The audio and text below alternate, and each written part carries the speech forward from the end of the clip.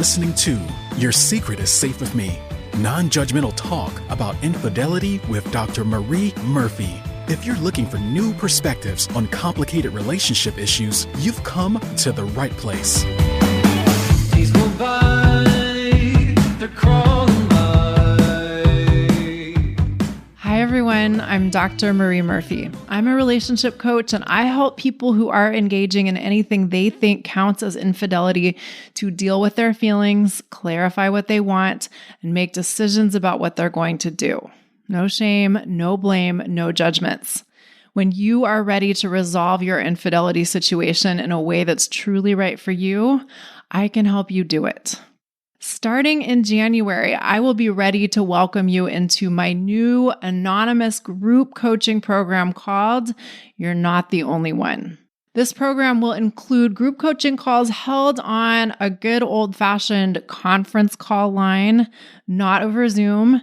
So your privacy will be protected, but you will have the opportunity to hear other people talking about their infidelity situations and getting coached by me. Infidelity is incredibly common, but it's also incredibly stigmatized. And one of the very unfortunate implications of that is folks who are cheating often feel really isolated and alone. So this program I'm creating is going to be a step towards giving people who are cheating an opportunity to see that they absolutely are not alone, and a chance to see that the challenges other people are experiencing are shared, right? Or the challenges that you are experiencing are shared by others. On these group coaching calls, you will, of course, have the opportunity to get coached yourself, in addition to benefiting from hearing the coaching that I offer to others.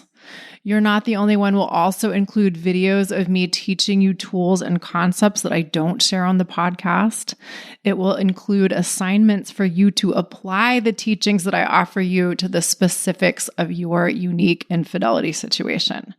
And once you join the program, you'll have access to these materials all the time, forever and ever, or for as long as the program exists. So you'll really be able to work at your own pace and on your own schedule, which is pretty great. And for those of you who want the simplicity of a do-it-yourself approach, I'll be offering a bundle of my teachings and assignments without the option to join the group coaching calls. You can learn more about all of this, and you can sign up to be notified when these offerings become available through my website, mariemurphyphd.com. I will also still be offering one-on-one coaching for those of you who want to work with me individually. Sometimes the best thing in the world is to have your coach's undivided attention for an hour every week, with the focus on you and your unique infidelity situation alone.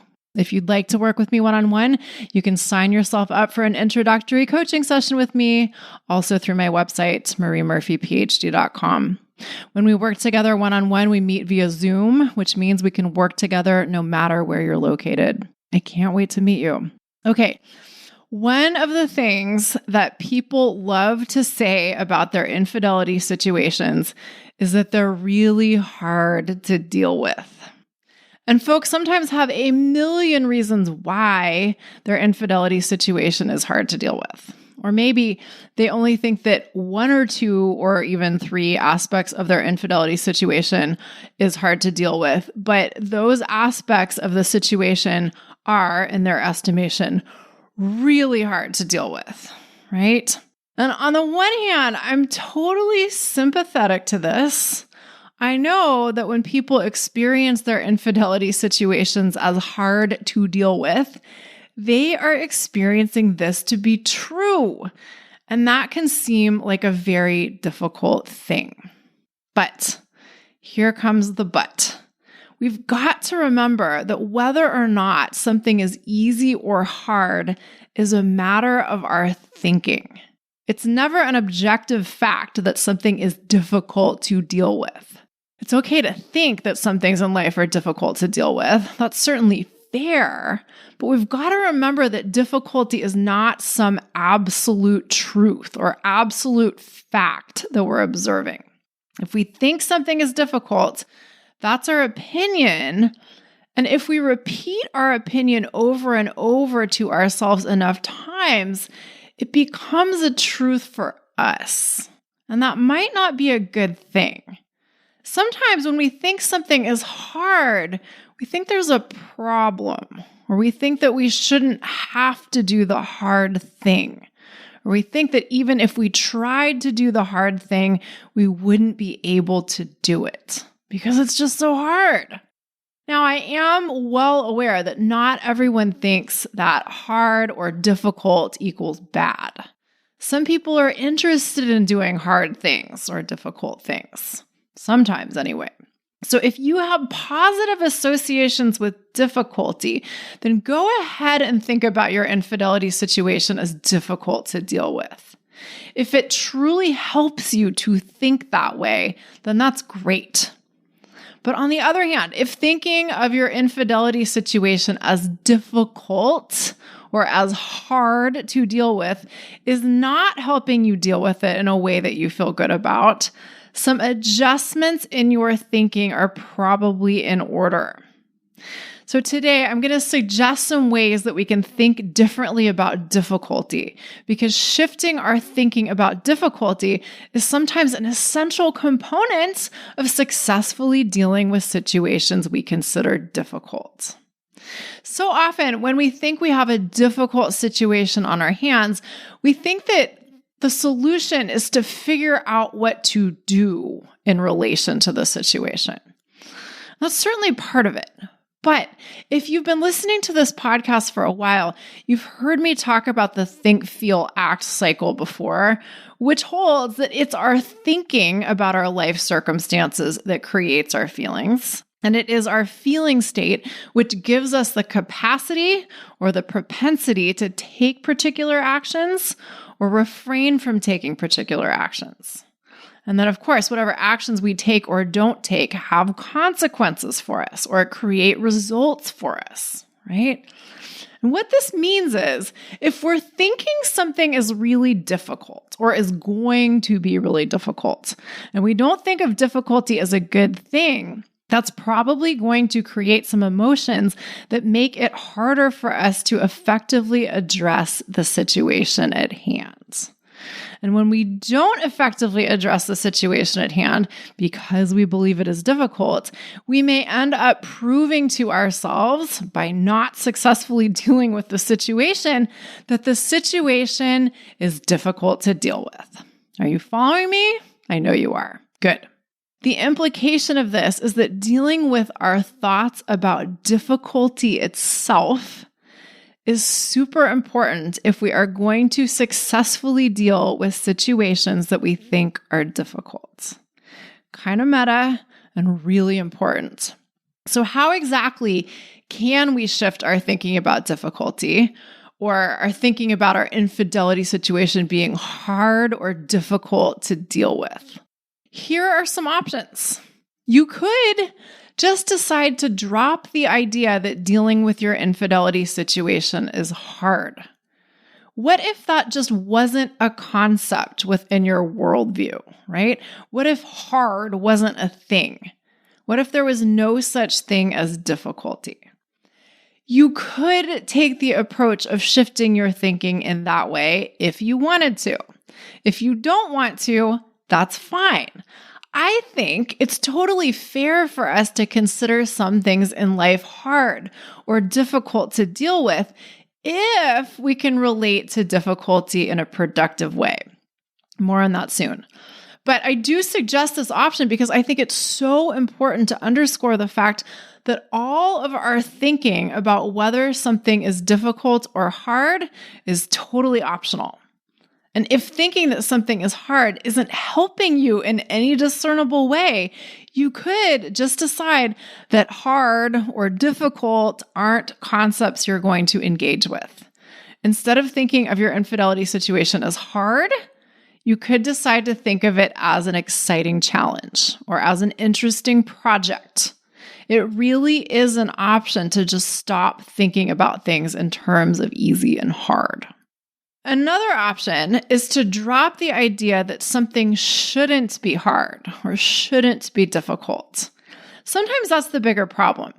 We think that something is hard and we think that it shouldn't be hard or shouldn't be as hard as it is or as hard as we think it is, right?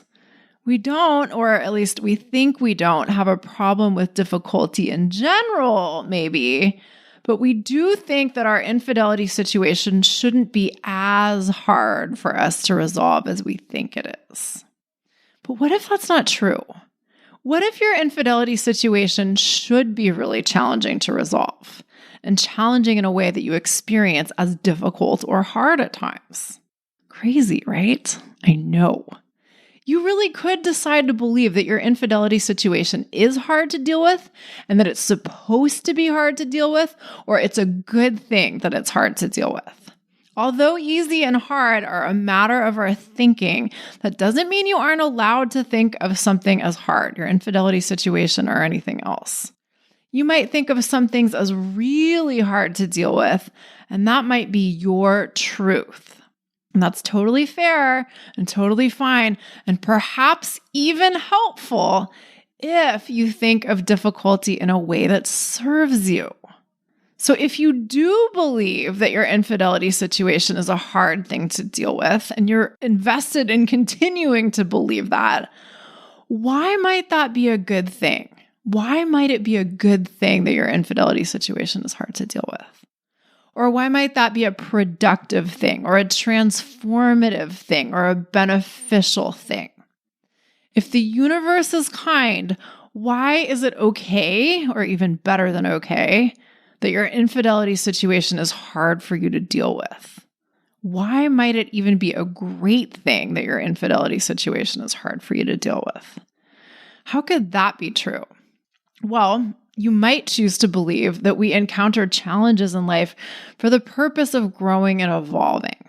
You might choose to believe that the things about your infidelity situation that you consider difficult to deal with present opportunities to learn more about who you are and who you want to become. You might choose to believe that the challenges we face in life offer us the opportunity to do our karmic business, or do the things we most need to do in this lifetime, or learn the things we most need to learn in this lifetime. You might choose to believe that challenges within your infidelity situation offer you the opportunity to become more of an adult, spiritually, emotionally, or otherwise. What exactly does it mean to be more of an adult? Great question. When I think about adulthood in the ideal sense, I think of it as being a state in which we take responsibility for the things we have the power to control within our experience of life. And that's something we're continuously learning how to do.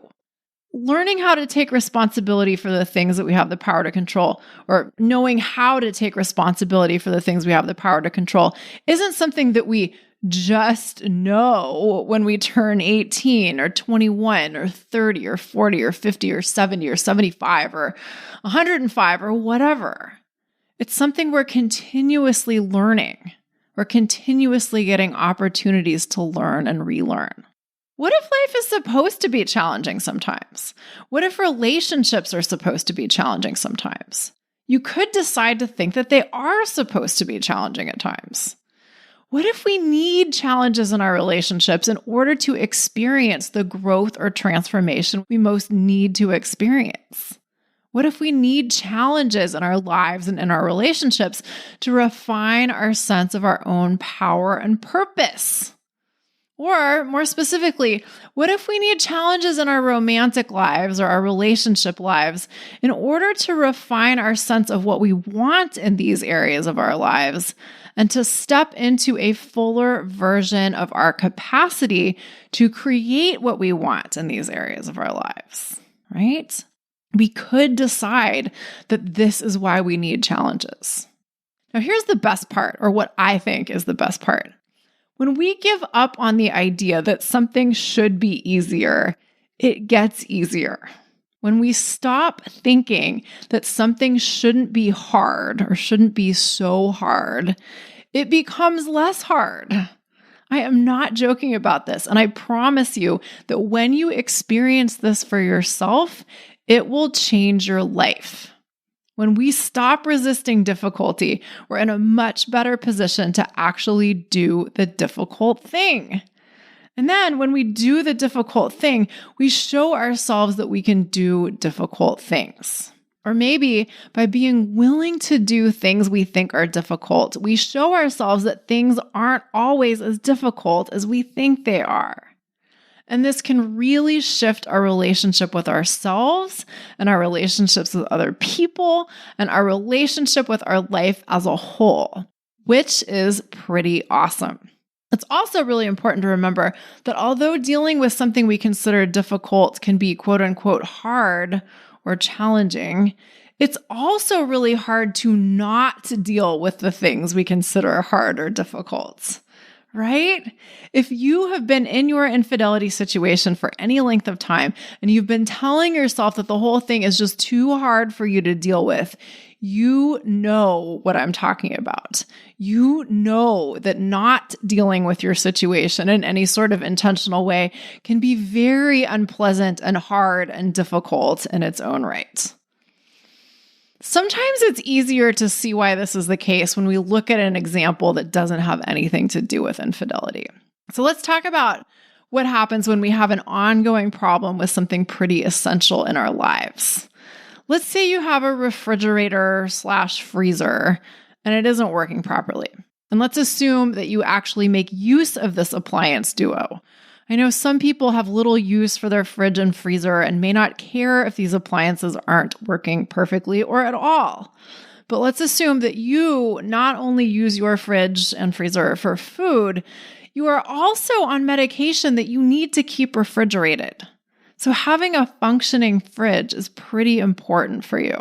But even though having a functioning fridge is pretty important for you, you also don't want to deal with your malfunctioning fridge. Let's say the fridge is not holding temperature and it's leaking and it's doing some other weird stuff. I have not had to deal with a malfunctioning fridge in a really long time, thankfully. So I don't have any great actual examples of what can go wrong with a fridge on the top of my mind. But let's just say that your fridge is leaking and it's making a mess on a daily basis and it isn't staying cold. And you're like, this sucks. This is a total problem and it's going to be really hard to deal with. Why exactly would it be so hard for you to deal with your malfunctioning fridge? Who knows? Maybe you think you don't have time to call someone to take a look at it. Or maybe you think you don't have time to call someone during business hours, right? Or maybe you just got your fridge and you're pissed off that a brand new appliance isn't working as it should be. And you're just so mad about that you can't summon the will to call the place you bought it from or look up the warranty info or do whatever it is you need to do to deal with the problem. Or maybe you're renting and you hate your landlord and you don't want to talk to your landlord. Or maybe you're afraid of your landlord and you don't want to talk to your landlord. So therefore, you don't want to deal with the fridge. And you also don't want to shell out your own money to deal with the fridge.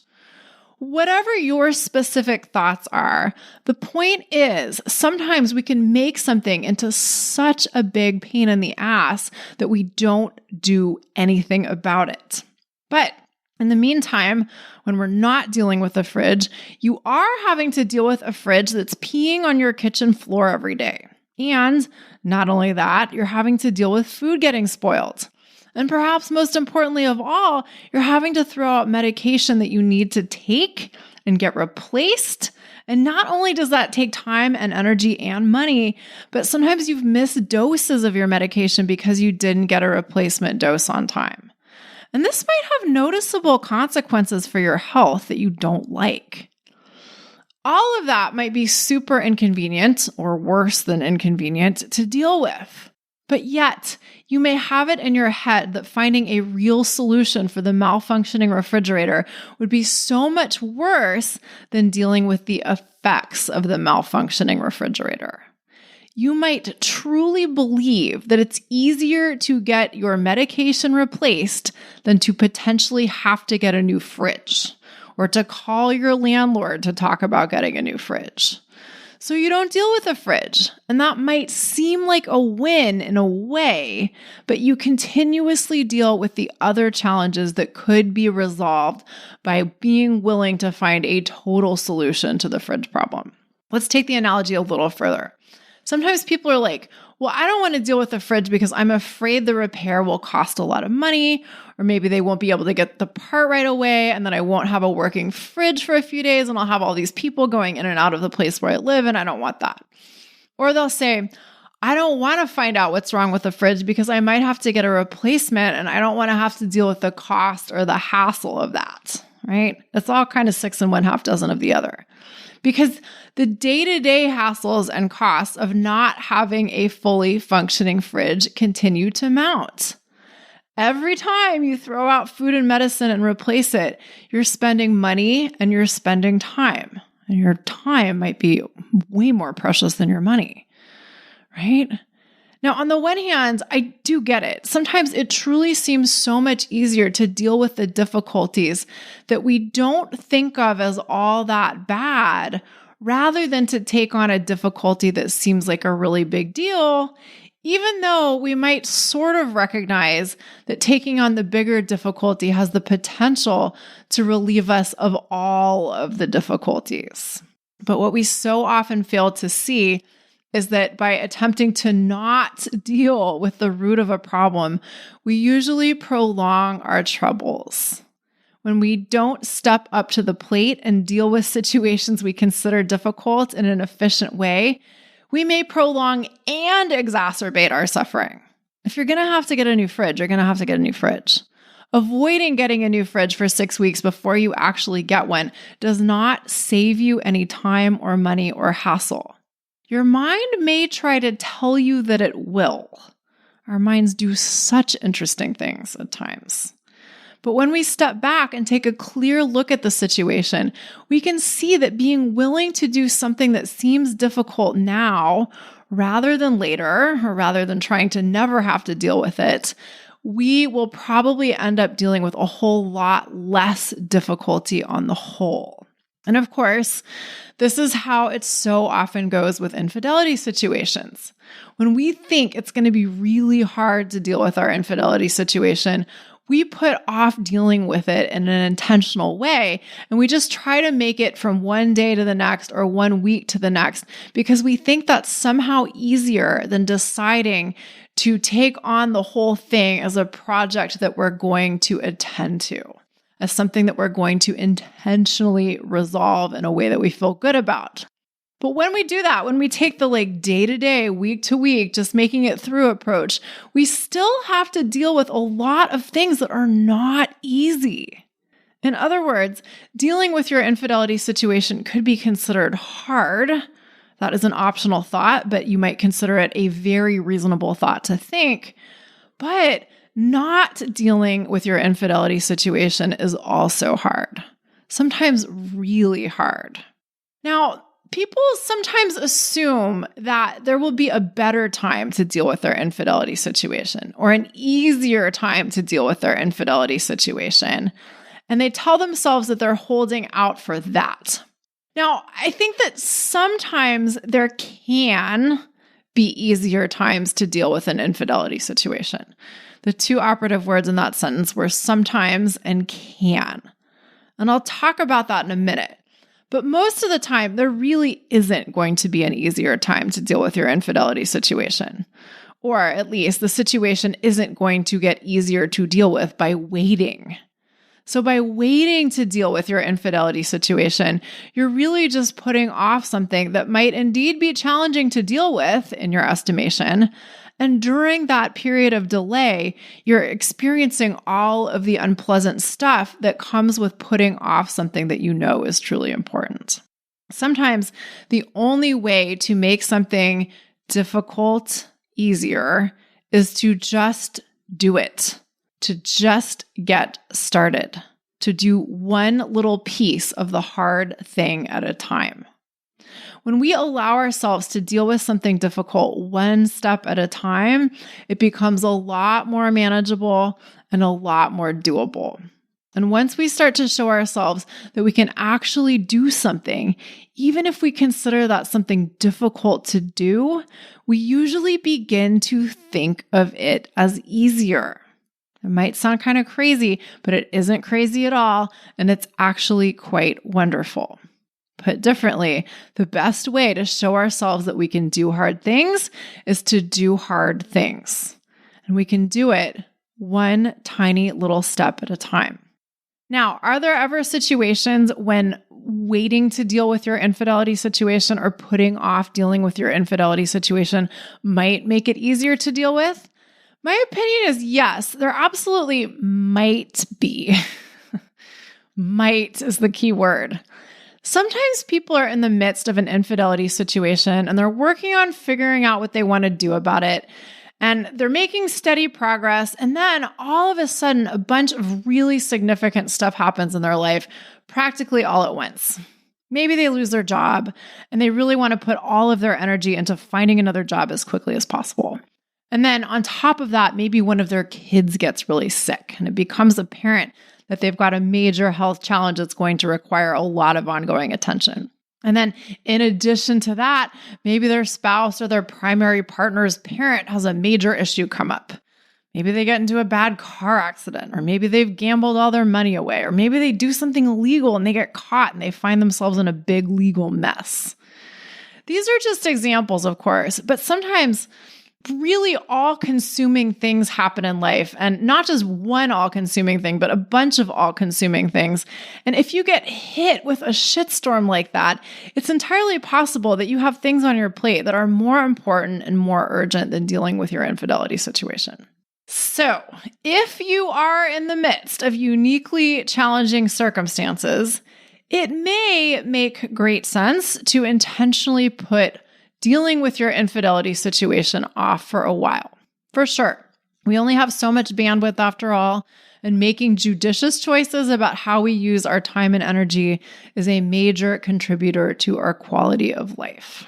Even if you're not in the midst of an especially challenging set of circumstances, you can still choose to put off dealing with your infidelity situation if you want to.